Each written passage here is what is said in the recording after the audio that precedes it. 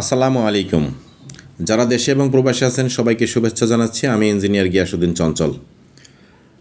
আসলে কনস্ট্রাকশন কাজ করতে গেলে কিছু বৈরী আবহাওয়ার কারণে অনেক সময় সমস্যার সৃষ্টি হয়। আমাদের এখানেও যেটা হয়েছে সেটা হচ্ছে আমাদের কলাম কাস্টিং বেস কাস্টিং করার জন্য আমরা রেডি করে রাখছিলাম। হঠাৎ করে দেখা গেছে যে রাত্রে প্রবল বৃষ্টির কারণে বেজের ভিতরে সব পানি এবং কিছু কাদা ভিতরে চলে গেছে আর কি। তার জন্য চিন্তার কোনো কারণ নাই। আসলে বৃষ্টি থাকবে এবং বর্ষাকালে কাজ করার সুবিধাও আছে, অসুবিধাও আছে।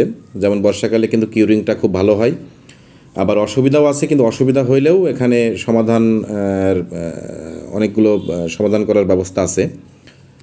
আসলে একটা জিনিস মাথায় রাখবেন যে বেস কাস্টিং করার সময় কোনো রকম যেন কাদা বেজের ভিতরে যেন না থাকে, কাদা এবং পানি।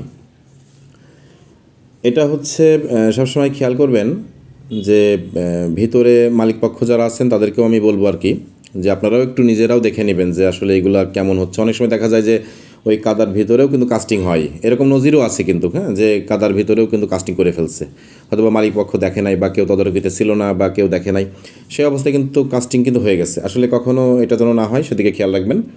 আমরা কিন্তু দেখেন এখানে প্রত্যেকটা বেজের কিন্তু পানি নিষ্কাশন করে নিচ্ছি আর কি। আমাদের পাম্প আপনারা দেখতে পাচ্ছেন যে আমরা পাম্প সেটিং করছি। পানি শুকানোর পরে, পানি সেকে ফেলার পরে তারপরে আপনারা এই যে আমাদের লোকজন দিয়ে কিন্তু কাদা পরিষ্কার করছি, একদম নিট অ্যান্ড ক্লিন করে ফেলতে হবে কিন্তু, মানে যতটুকু পারা যায়। এখন যদি বলা হয় যে একদমই করা সম্ভব, আসলে সেটাও সম্ভব।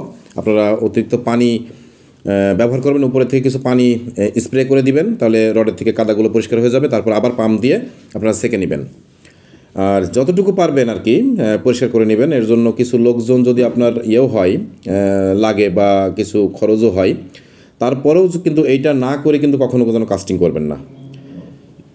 এই যে আমাদের মোটরটা দেখতে পাচ্ছেন, আমরা এই মোটর দিয়ে কিন্তু পানিটা সেকে নিচ্ছি। আপনার ভালো কাজ পেতে গেলে কিন্তু কিছু পরিশ্রম আপনাকে করাই লাগবে। ধন্যবাদ সবাইকে।